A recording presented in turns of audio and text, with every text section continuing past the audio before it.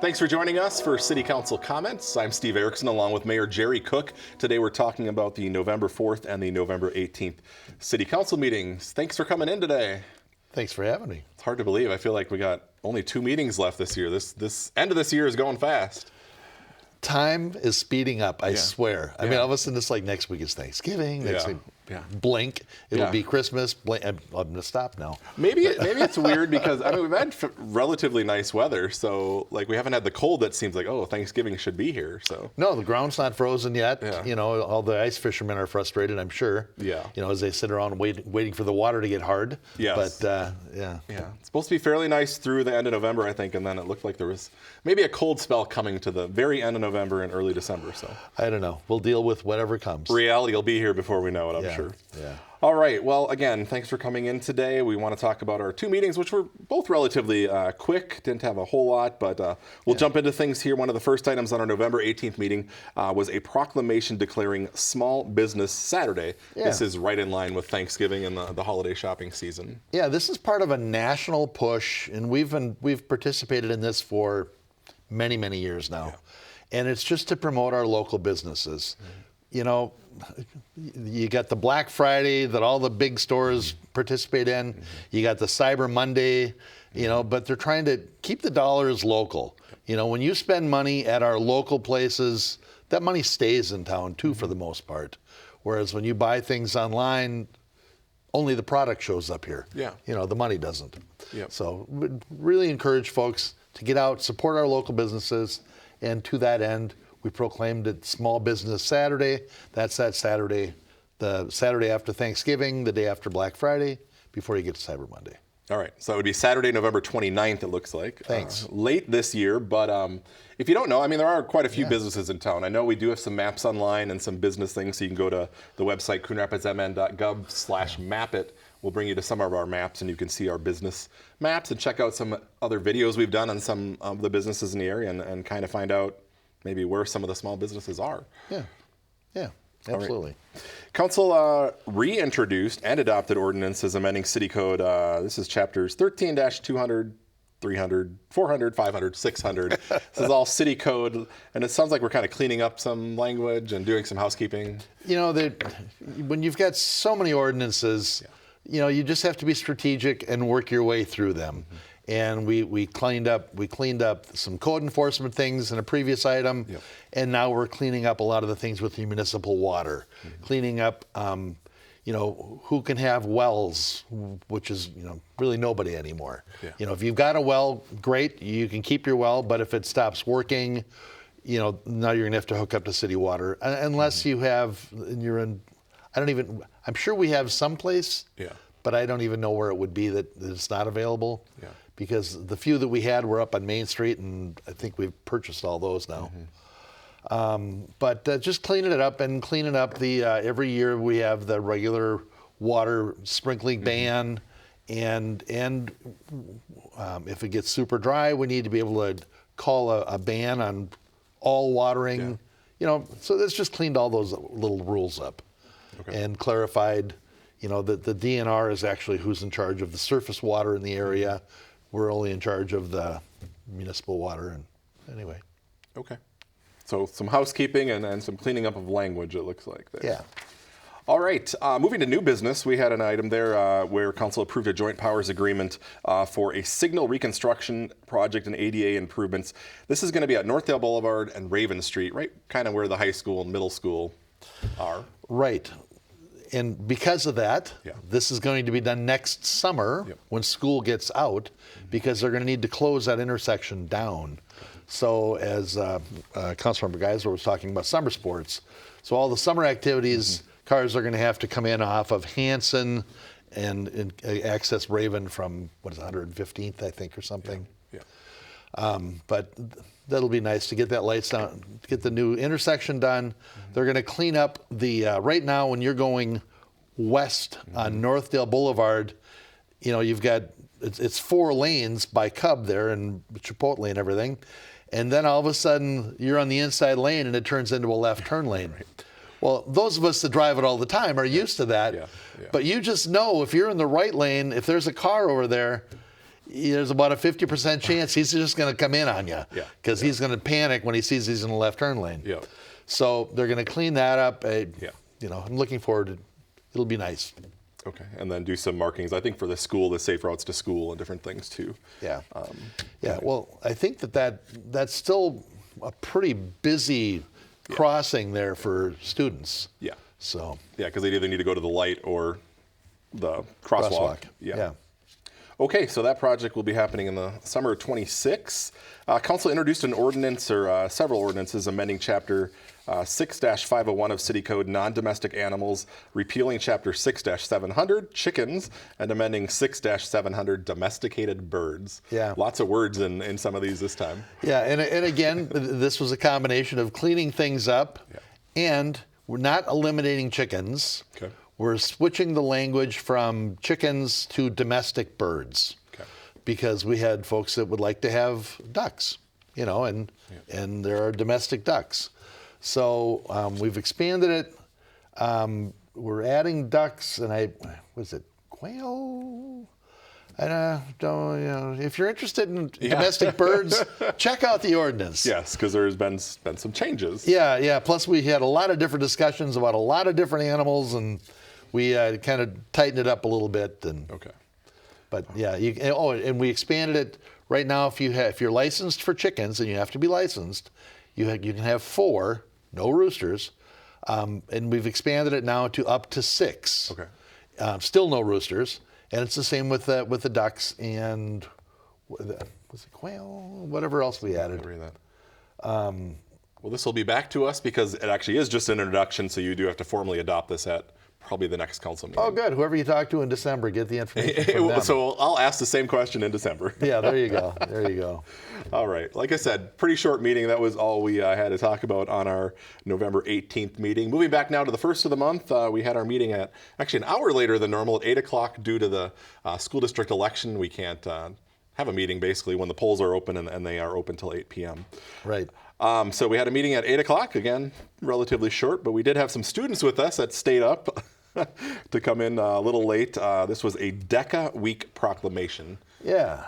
It's always fun when the kids can come in to the council chambers, and they stayed for the whole meeting. Well, it wasn't a very long meeting, but they stayed for the whole meeting. Yeah. We do a proclamation proclaiming a week of November as DECA Week, part of their celebration. And they come in and they talk about what they're doing, all the competitions. This year they've added something where they're getting professional sponsorships, professional memberships, something like this. It's like $20, and you can be a professional and you can be a member of DECA, and that helps them find their judges and things like that. Okay. Well, it was great to have them, and great that they stayed for the meeting, even though it was a little bit later than normal. Council adopted a resolution approving a gambling premises permit. This is for the Coon Rapids Lions Club at Pizza Flame. Yeah. Pizza Flame, it's on its, I believe, 3rd owner. Yeah. And Tyler purchased it. He's worked there for quite a while, and all he wanted to do is, basically keep the menus the same, not mess with the food. Yeah.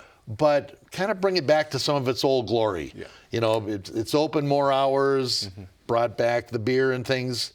And now I don't know that they've ever had pull tabs there. Yeah, no. But the Coon Rapids Lions are bringing in pull tabs there. Okay. So, and they've added a lunch buffet. They've got things, that was really recent too. Yeah. So they're trying some things. So he was at the meeting as well, just in case there was any questions. You didn't let him speak, but I didn't. Well, he didn't. It was during the consent agenda, you did. True. I'm sure he was just happy to have it passed and everything was good. All right. Council adopted an ordinance authorizing the sale of real estate. This is our old Fire Station 3 site at 2831 113th Avenue. There's going to be homes on this site, right? Yeah.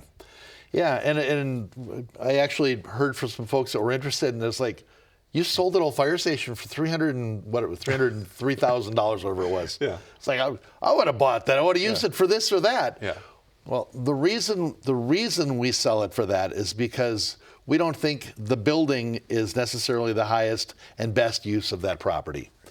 We sold it to a real estate developer with the development terms that they will put in 8 single-family homes there. So the city is going to take responsibility for removing the building, but then they're going to come in, they'll do the development and put in 8 homes. Sale price will start at $425,000, which is kind of where you would expect them to be for that neighborhood and single-family homes now. Okay. So they should be starting, I would believe, next summer then. You would think, yes. I think next year was the plan. And when you look at it, because the fire station faced 113th, I think it did have a back drive too, but so there will be a few that face 113th, but there will be a few that are on that street in the neighborhood to the north. Yeah, right? so I think what there is I think there's one inside, I think that might be Edelweiss there. Because there's an inside corner that nobody ever even knew the fire department owned. But so we get one house on an inside corner lot, and then 3 kind of around that inside corner, and then 4 out on 113th. Okay.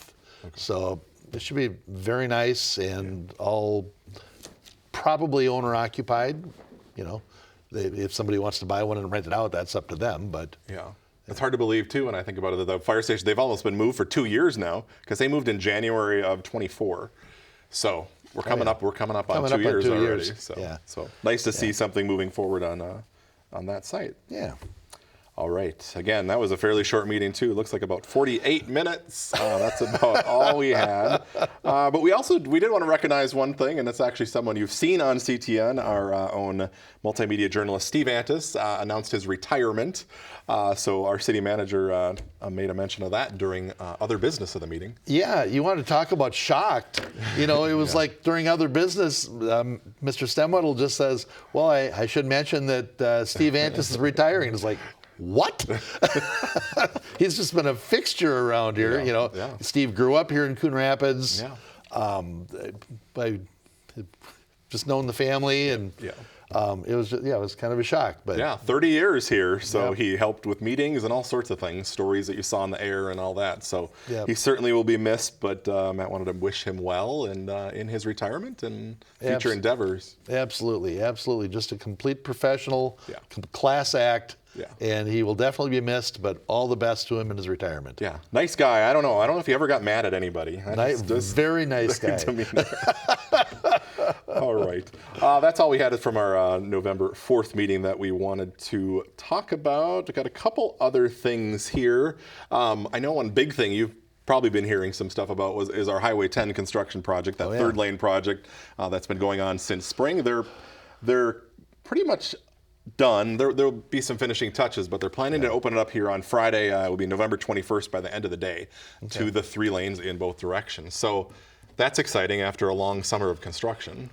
Well, and it's really exciting for people that travel west on 10 now, because once these 3 lanes are open, tied together with the Anoka project and all through Ramsey, removing all those stoplights out there, it's clear sailing. Yeah, it's very nice. Yeah. The other project we'd maybe be remiss if we didn't talk about is our pedestrian bridge at Coon Rapids Boulevard in Port Riverwalk. That had a minor little mishap, about a month ago now or so in a different city?